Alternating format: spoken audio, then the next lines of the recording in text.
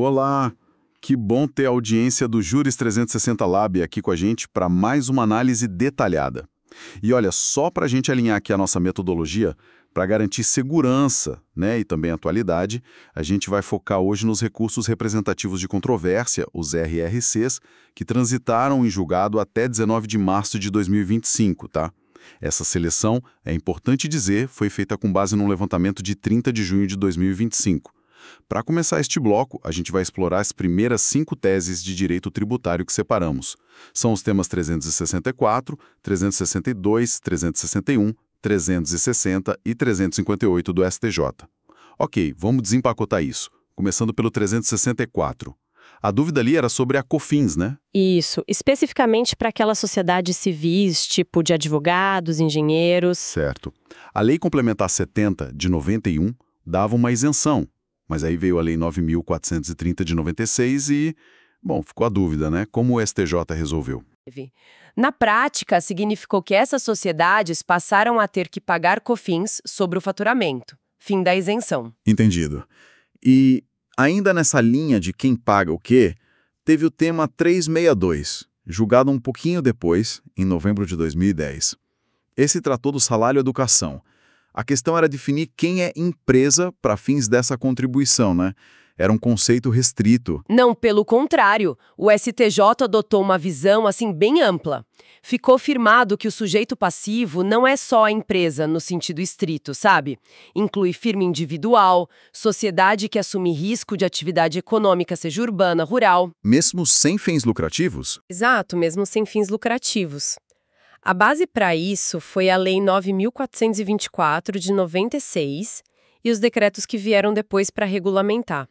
O conceito é bem abrangente mesmo. Entendi. Interessante essa amplitude. Bom, mudando um pouco o foco. Tema 361, julgado em agosto de 2010. Aqui é onde fica realmente interessante. A situação é a seguinte: servidor público ganha direito à reintegração na justiça, mas por algum motivo não dá para reintegrar. Aí ele recebe um valor em dinheiro. Paga imposto de renda sobre isso. Então, nesse caso específico, o STJ entendeu que não incide R. E por quê? Porque a natureza desse valor é indenizatória. É como uma reparação por não poder voltar ao cargo, sabe? O tribunal até mencionou o artigo 7º da Constituição. Não seria um acréscimo no patrimônio, mas uma compensação. Faz sentido, a lógica da reparação. Agora, imagino que a coisa muda de figura se a reintegração de fato acontece, né? Exatamente. E é isso que o tema 360, julgado na mesma data, abordou. Se o servidor volta para o cargo e recebe os salários atrasados daquele período que ficou fora, aí incide R. Aí sim, nesse caso, o STJ foi claro. Incide imposto de renda. A natureza aqui é outra, é remuneratória. Ah, são salários, né? Isso. Considera-se que são salários vencidos, como se o vínculo nunca tivesse sido interrompido. É o oposto da indenização do tema 361. Aqui é renda mesmo. Perfeita distinção. Para a gente fechar esse primeiro bloco, vamos para o tema 358, decidido em maio de 2010. Esse toca num ponto bem prático, a certidão negativa de débitos, a CND. A Receita pode negar a CND se o contribuinte falhou numa obrigação acessória, tipo, não informou direitos dados na GFIP, mesmo que ele esteja discutindo uma compensação, por exemplo. Pois é, isso levanta uma questão importante sobre o peso dessas obrigações acessórias, né? E a resposta do STJ foi sim, a Receita pode negar. A recusa é legítima. Mesmo por causa de uma GFIP? Sim. O tribunal deixou claro que cumprir as obrigações acessórias, como entregar as informações corretas, é requisito para ter a certidão. Não adianta só o principal estar em dia ou suspenso. A parte formal e instrumental também conta, e muito. Então, o que tudo isso significa? Bom, passamos por 5 temas bem diversos, né? Desde revogação de isenção, definição de contribuinte, natureza de verbas de servidor, até a importância das obrigações acessórias para a CND. Entender essas teses do STJ é, sem dúvida, fundamental para quem lida com tributário no Brasil. Cobrimos bastante terreno nesses primeiros 5 temas. Nos veremos no próximo bloco para continuar nossa análise. E é interessante notar, né, como essas decisões, mesmo sendo lá de 2010, continuam super relevantes. A forma como o STJ tratou conceitos como indenização versus remuneração ou a amplitude do termo empresa. Isso molda o planejamento tributário e as discussões até hoje. São fundamentos que permanecem. Olá, estamos de volta para mais um bloco, dando continuidade à nossa análise de jurisprudência. Isso aí, vamos nessa. Vamos mergulhar em mais 5 teses importantes de direito tributário, definidas pelo STJ em repetitivos. Hoje o foco é nas teses 356, 355, 354, 351 e 346. Uma sequência interessante. Ok, vamos lá. Começando pela tese 356. Essa tese trata do prazo de prescrição para pedir de volta contribuições pagas ao FUSEX, o Fundo de Saúde do Exército. Qual o entendimento firmado nesse caso? Então, o ponto central aqui foi, definir a natureza dessa contribuição para o FUSEX. O STJ bateu o martelo, é tributo. E mais, é um tributo sujeito a lançamento de ofício. Lançamento de ofício. Aquele que a própria administração calcula e já cobra, né? Exatamente. E por ser assim, a tese firmada foi que o prazo para a pessoa pedir de volta o que pagou a mais, a famosa repetição de indébito, é de 5 anos. 5 anos. Isso, conforme o artigo 168, inciso 1 do CTN. Contados do pagamento indevido. Isso ficou decidido lá em abril de 2010. Já faz um tempinho. Entendido. 5 anos a partir do pagamento por ser lançamento de ofício. Bom, agora vamos para a tese 355. Muda um pouco o assunto, Envolve ISS sobre operações de leasing. Isso mesmo. E a questão aqui era quem pode cobrar o imposto, certo? Qual município? Precisamente. E o que é interessante aqui, veja bem, é como a legislação mudou o critério. A tese estabelece o seguinte: na vigência do Decreto-Lei 406/68, lá atrás, o sujeito ativo, ou seja, o município que podia cobrar o ISS, era o da sede do estabelecimento prestador, onde a empresa de leasing estava sediada, basicamente. Não, uma regra mais direta, talvez. Talvez mais simples. Só que aí veio a Lei Complementar 116, de 2003, e mudou tudo. E como ficou? Competência passou a ser do município onde o serviço é efetivamente prestado. Efetivamente prestada. Isso. E o STJ explicou. É o local onde se comprova que tem uma unidade econômica ou profissional da financeira, sabe? Com poder de decisão para fechar o negócio do leasing. Então exige uma análise mais concreta da operação em si, onde a coisa acontece de fato. Exato, uma análise mais factual mesmo. Essa decisão aí importante, de novembro de 2012. Faz sentido, Tenta levar o imposto para onde a atividade econômica realmente está. E ainda falando de leasing, tem a tese 354, que foi julgada junto, Na mesma data, sim. Sobre o que ela trata exatamente? Bom, se a 355 definia onde cobrar o ISS do leasing, a 354 veio para confirmar o que cobrar. Ela basicamente disse, sim, incide ISSQN, o Imposto sobre Serviços, sobre as operações de arrendamento mercantil financeiro, o leasing financeiro. Então ela validou a cobrança do ISS sobre esse tipo de leasing. Isso. Confirmou que há um serviço tributável pelos municípios. Acabou com a discussão sobre a incidência em si. Entendi. Pacificou esse ponto. Ótimo. Avançando, então, chegamos na tese 351. Aqui o assunto é bem sensível, Imposto de renda. Sim, mexe com o bolso de muita gente. Imposto de renda retido na fonte sobre benefícios previdenciários, tipo aposentadoria, pensão, pagos de forma acumulada e atrasada. Como é que o STJ disse que tem que ser feito esse cálculo? Olha, essa decisão é super relevante para os segurados. O STJ definiu que o cálculo do imposto de renda não pode ser feito sobre o montante total que a pessoa recebeu de uma vez só. Que bom, porque senão a alíquota ia lá para cima, Por causa do acúmulo? Exatamente. Seria muito pesado e, vamos dizer, injusto, porque o atraso não foi culpa do beneficiário, Claro. Cada parcela deveria ter sido paga. O chamado regime de competência aplicado ao recebimento. Perfeito. Regime de competência. Isso evita essa tributação mais gravosa pelo simples acúmulo. Garante uma justiça fiscal maior nesse ponto. O julgamento é de março de 2010. Uma proteção importante contra esses atrasos administrativos, sem dúvida. Para a gente fechar este bloco, a tese 346. Ela interpreta o artigo 170A do CTN. Isso, aquele que fala de compensação tributária. Exato. Compensar tributos usando créditos que ainda estão sendo discutidos na Justiça. Qual foi o alcance que o STJ deu para essa vedação? Bom, o artigo 170A é bem direto, né? Ele proíbe compensar usando um crédito tributário que o contribuinte ainda está discutindo judicialmente. Antes da decisão final, o trânsito em julgado. Certo. A tese 346 veio para reforçar isso.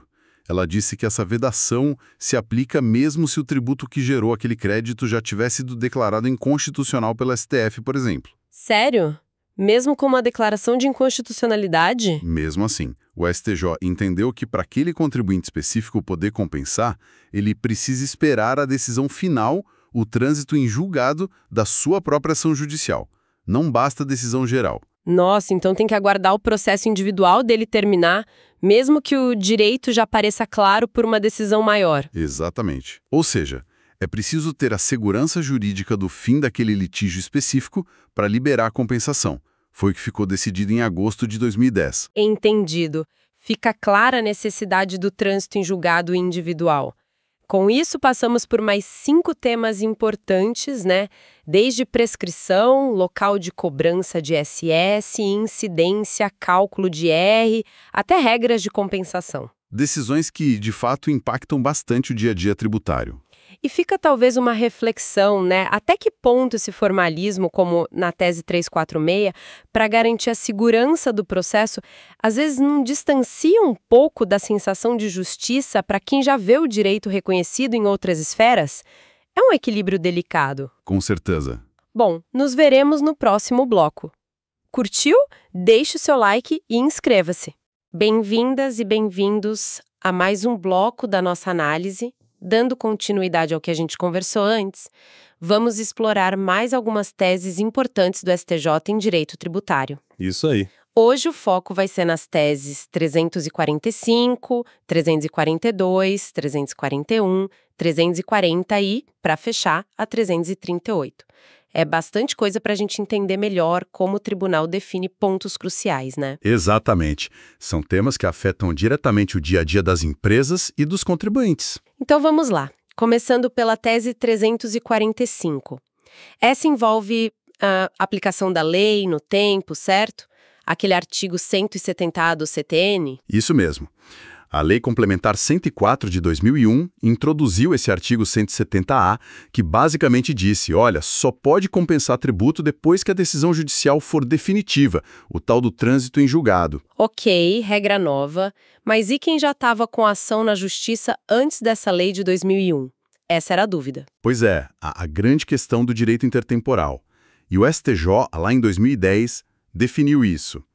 Ele falou basicamente que essa trava do 170A não vale para trás. Ah, então para quem entrou com ação antes da lei. Exato. Para esses processos mais antigos, continuava valendo a regra anterior, que permitia, sim, a compensação antes do trânsito em julgado.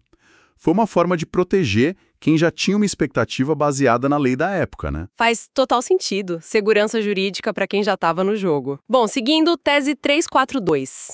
Aqui a discussão foi sobre cálculo, base de cálculo da CSLL. Isso, tinha uma diferença de correção monetária de 1990, lá entre o BTNF e o IPC. A Lei 8.291 permitia deduzir essa diferença para calcular o imposto de renda, o IRPJ. Certo. Mas aí veio um decreto, o 332 de 91, e disse que essa dedução não valia para a CSLL, a contribuição social sobre o lucro líquido. Aí ficou aquela, pode tratar diferente? E podia. Qual foi a conclusão do STJ? Podia. O STJ considerou o decreto legal. A tese afirmada é que a própria Lei 8.291, quando falou dessa dedução, foi bem específica. Era só para o IRPJ. Ah, entendi. A lei não estendeu para a CSLL. Exatamente.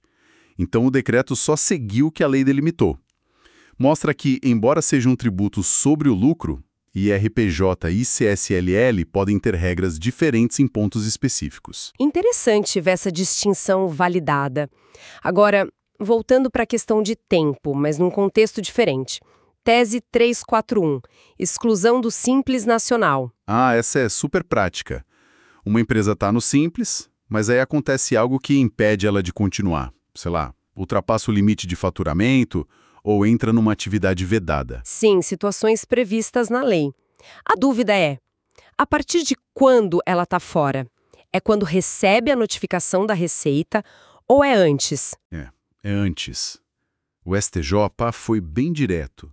Os efeitos da exclusão valem a partir do mês seguinte àquele em que ocorreu o fato impeditivo. Isso está na própria Lei do Simples, a 9317986. Nossa, então não adianta esperar a comunicação formal. De jeito nenhum. Aconteceu a situação em, digamos, março. A partir de 1º de abril para frente, a empresa já não está mais no regime do Simples para fins de apuração dos tributos. Isso exige um controle interno muito rigoroso da empresa, então. Sem dúvida. A responsabilidade de monitorar é dela, e o efeito é praticamente imediato. Pesado. Bom, vamos para a tese 340. Essa entra num tema complexo. Coisa julgada versus decisão posterior do STF. Esse é um clássico do direito tributário. Imagina, um contribuinte conseguiu na justiça, com decisão final, transitada em julgado, o direito de não pagar a CSLL lá da Lei 7689/88, porque o juiz entendeu que era inconstitucional para ele. Ok, ganhou a causa. Isso. Anos depois, o Supremo, o STF, julga a questão para todo mundo e diz: não, a CSLL é constitucional sim. E aí, o fisco pode ir atrás daquele contribuinte que tinha decisão individual favorável. Que situação! E a resposta do STJ? A resposta foi não. O STJ reforçou a força da coisa julgada individual. A tese diz que não se pode cobrar a CSLL desse contribuinte específico. Aquela decisão que transitou em julgado para ele estabilizou a relação jurídica dele com o fisco. Mesmo com o STF dizendo o contrário depois. Mesmo assim, o STJ entendeu que desconsiderar essa decisão individual seria, na prática, invalidar o controle difuso de constitucionalidade, que é justamente o que permite que cada juiz analise a lei no caso concreto. Protegeu-se a segurança da decisão final individual. Uma garantia importante para o contribuinte que lutou e conseguiu a decisão. Para a gente fechar este bloco, a tese 338, uma pergunta bem direta. Auxílio creche entra na base de cálculo da contribuição previdenciária? Paga INSS sobre isso? A resposta é não. E isso já estava até na súmula 310 do STJ, foi reafirmado na tese. O entendimento é que o auxílio creche não tem natureza salarial. Ah, não é visto como pagamento pelo trabalho. Exato. Ele é visto como uma verba de natureza indenizatória. Ou seja, serve para ressarcir o trabalhador por uma despesa que ele tem com creche para poder trabalhar. Como não é salário, não integra o chamado salário de contribuição. Entendido. Então, não incide a contribuição previdenciária sobre o auxílio creche. Mais uma definição importante para clarear a base de cálculo. Sem dúvida, é um benefício que acaba sendo desonerado nesse aspecto. Ótimo. Roefa análise sobre o auxílio creche, a gente fecha mais este bloco, passando por questões de tempo, cálculo e a força das decisões judiciais. Foi bem esclarecedor. Sempre bom discutir esses pontos. Nos veremos no próximo bloco para continuar nossa análise. Curtiu essa discussão? Deixe seu like e inscreva-se no canal para acompanhar os próximos. Até lá! Olá! Olha, a gente sabe que direito tributário é um universo, né? E como nossa análise é bem detalhada, estamos de volta com mais um bloco. Vamos continuar aquele nosso mergulho nas teses de recursos repetitivos do STJ. Isso mesmo. A ideia é continuar desvendando esses entendimentos que são a base para muita coisa na prática tributária aqui no Brasil. Hoje o foco são 5 temas. O 336, 335, 334, o 1313 e também o 295. Perfeito. Então vamos lá, direto ao que interessa. Começando pelo tema 336. A questão aqui era sobre aquele antigo crédito-prêmio de IPI, lembra? Um incentivo. A dúvida era, bastava a empresa declarar que ia compensar esse crédito para já suspender a cobrança do tributo? E aí conseguir a certidão de regularidade fiscal? E olha, a resposta do STJ foi bem clara. Não, não basta. A Corte firmou que essa simples declaração de compensação, por si só, ela não suspende a exigibilidade do crédito. Para suspender, tem que ter uma daquelas causas lá do artigo 151 do CTN, sabe? Depósito, liminar, essas coisas. Entendi. Então não é só protocolar o pedido e achar que está tudo resolvido para tirar a certidão, né? A Fazenda pode simplesmente dizer não se não tiver uma causa de suspensão válida mesmo. Exatamente. Sem essa causa formal, o débito continua lá, exigível, e a certidão não sai. Simples assim. Faz sentido. Bom, e falando em obrigações, vamos para o tema 335. Esse trata de um assunto super comum, né? Terceirização, a cessão de mão de obra. Veio a Lei 9.711, lá em 98, e mudou as regras da retenção previdenciária pela empresa que contrata o serviço, a tomadora. A pergunta para o STJ foi: e se a tomadora não retém nada ou retém menos do que devia? De quem é a responsabilidade por essa diferença? Pois é, essa é uma dúvida recorrente. O STJ definiu o seguinte: a partir dessa lei, a responsabilidade de recolher o valor que foi efetivamente retido é só da empresa contratante, da tomadora. Ah, então peraí. Se a tomadora reteve, digamos, R$ 1.000, Isso. Ela é a única responsável por repassar esses R$ 1.000 para o INSS. A empresa que prestou o serviço, a acedente da mão de obra, não tem responsabilidade solidária ou subsidiária sobre esse valor que foi retido. certo. Mas e sobre o que não foi retido? Ou a diferença? Aí sim, a responsabilidade da prestadora continua existindo, mas sobre o valor que deveria ter sido retido e não foi, ou sobre essa diferença menor. Entendi a diferença. Bem específico.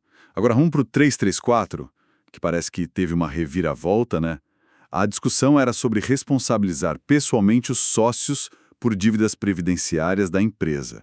Tinha um artigo específico, o 13 da Lei 8.620/93, que falava disso. A dúvida era se precisava provar alguma falcatrua do sócio, como manda o CTN, ou se era mais automático. Exato. A tese original do STJ até chegou a dizer que a responsabilidade do sócio dependeria daquelas situações do artigo 135 do CTN, sabe? Agir com excesso de poder, contra a lei. Mas, e aqui vem o ponto crucial, essa discussão toda ficou para trás. Como assim? O Supremo, o STF, julgou um recurso extraordinário, o 56.276, com repercussão geral. E nessa decisão, que vale para todo mundo, o STF diz que aquele artigo 13 da Lei 8.620/93 é inconstitucional. Nossa, sério? Então aquela lei que facilitava responsabilizar o sócio caiu. Caiu. Simplesmente não pode mais ser usada para dizer que o sócio é responsável solidário só por ser sócio. A responsabilidade pessoal dele por dívida tributária ainda existe, claro, mas tem que seguir as regras gerais, principalmente as do CTN, que exigem prova de ato ilícito do administrador. A decisão do STF mudou tudo nesse ponto. Que atualização importante. Nossa. Bom, seguindo então, temos o tema 313. Pelo que eu vi aqui, a coisa começou discutindo se dava para excluir da base do PIS/COFINS valores que uma empresa transferia para outra, conforme uma lei lá de 98. Mas aí a discussão aumentou e entrou também a questão do ICMS na base dessas contribuições, é isso? Isso mesmo. A questão foi ampliada e o STJ firmou uma tese com duas partes. Primeiro, aquele artigo da Lei 9.718/98 sobre excluir valores transferidos não pegou.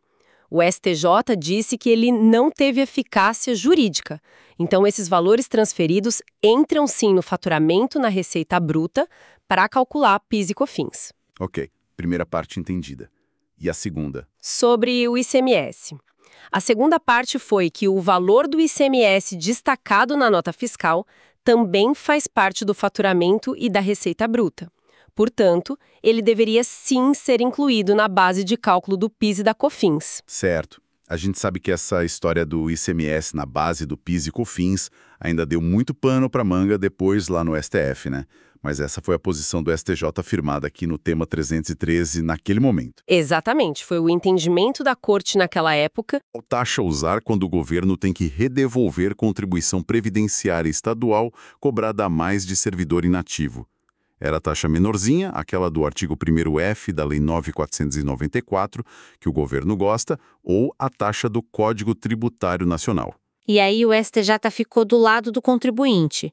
Definiu que, nesses casos de repetição de indébito tributário, o que vale é a taxa de juros de 1% ao mês.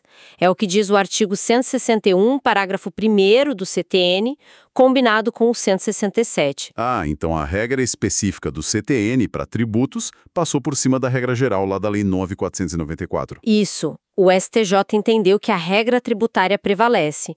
Então, na hora de receber o dinheiro de volta do fisco, nesse caso específico, a taxa de juros é a do CTN, de 1% ao mês. Bom saber disso. É uma taxa mais favorável, né? Com certeza. Ufa, então fechamos mais esses 5. 336, 335, o 334 com essa atualização importante do STF, o 313 e o 295. Cada um com sua história, né? Iluminando pontos bem diferentes dessa relação fisco-contribuinte, que é sempre complexa. Sem dúvida. Foi um bom bloco, mas, olha, ainda tem muito chão pela frente, muitos outros temas para a gente analisar. Nos vemos no próximo bloco para continuar essa conversa. Isso aí. Curtiu essa análise? Se ajudou a clarear as ideias, deixe aquele like e, claro, inscreva-se no canal para não perder os próximos blocos dessa nossa exploração. Até a próxima. Olá, bem-vindos à nossa análise de hoje. Vamos mergulhar em 5 teses bem recentes, né, e super importantes de direito tributário. São aquelas definidas pelo STJ em recursos repetitivos. Isso mesmo. Os temas 293, 290, 279, 278 e 277. Exato. E essas decisões do STJ, bom, a gente sabe que são cruciais porque uniformizam o entendimento, né, para todo o país. Exatamente. Nossa ideia aqui é tentar destrinchar o essencial, o núcleo mesmo dessas teses finais da área tributária, sabe? Usando a compilação oficial do STJ. E ver o impacto prático. Perfeito. Então vamos lá, começando pelo tema 293. Esse é sobre aquele repasse do PIS e da COFINS nas contas de telecomunicações, tipo telefone, internet. Ficou definido se isso é legal mesmo, essa prática das empresas. Sim, ficou. O STJ bateu o martelo que sim, é válida. O entendimento foi que esse repasse, né, o repasse econômico para o consumidor final, ali no preço... Ah, tá embutido na fatura, né? Isso, embutido na fatura. E eles entenderam que tá ok com as regras de livre mercado do setor de telecom. Então, mexe direto na tarifa que a gente paga. Entendi. Faz sentido. Agora vamos para um tema mais delicado, talvez. Fraude à execução fiscal. O tema 290. E aquela questão da Lei Complementar 118, de 2005. Como ficou para quem vende um bem depois que já está com o nome na dívida ativa? Pois é, esse ponto é crucial. A LC 118 mudou bastante coisa. O STJ definiu o seguinte: para vendas que aconteceram depois de 9 de junho de 2005, que é quando a lei entrou em vigor, a simples inscrição da dívida ativa antes da venda do bem já é suficiente, tá? Para dizer que houve fraude à execução fiscal. Não precisa mais provar má-fé, o tal do concilium fraudis. Nossa. Isso fortalece muito a cobrança do fisco, então. Fortalece. Mas, por outro lado, né, exige uma atenção redobrada de quem compra, tem que checar a vida fiscal do vendedor, senão... Senão, pode perder o bem. Uma diligência que virou essencial, então. Essencial, exatamente. Bom, mudando de área. Tema 279 agora. Empresas de locação de mão de obra temporária. Sabe aquela Lei 6.019? A dúvida era sobre a base de cálculo do PIS e da COFINS delas. Os salários, os encargos dos trabalhadores temporários, entram nessa conta? Entram, sim. O STJ disse que sim.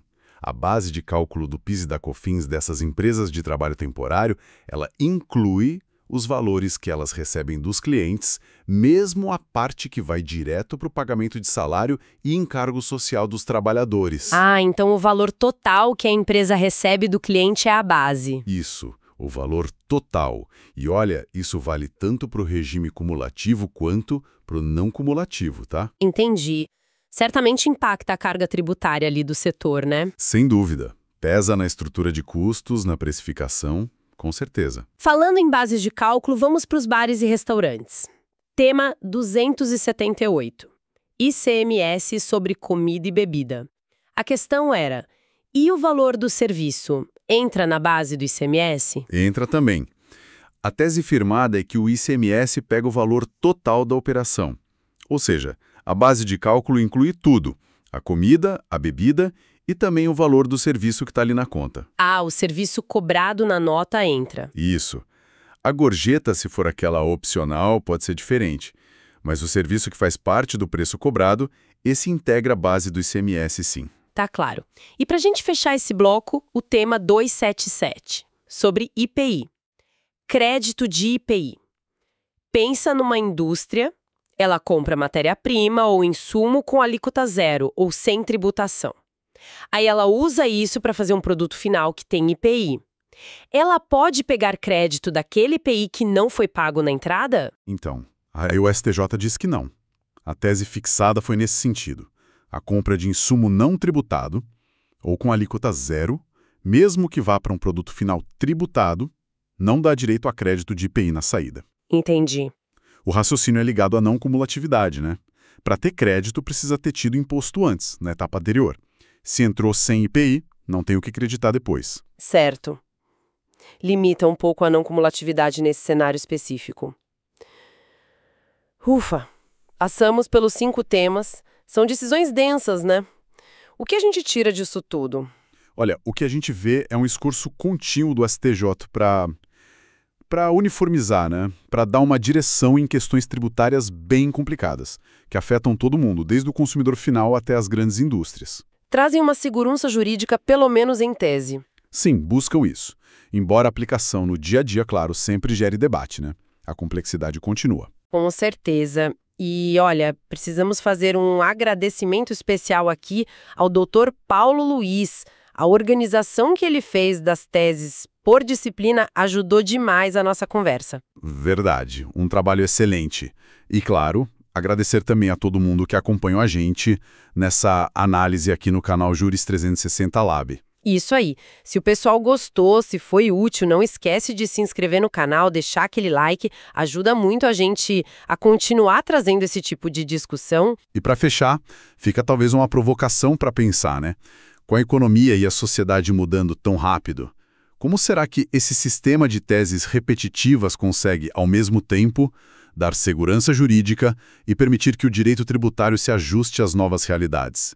É um desafio, né? Um belo desafio. Fica a reflexão. Fica a reflexão.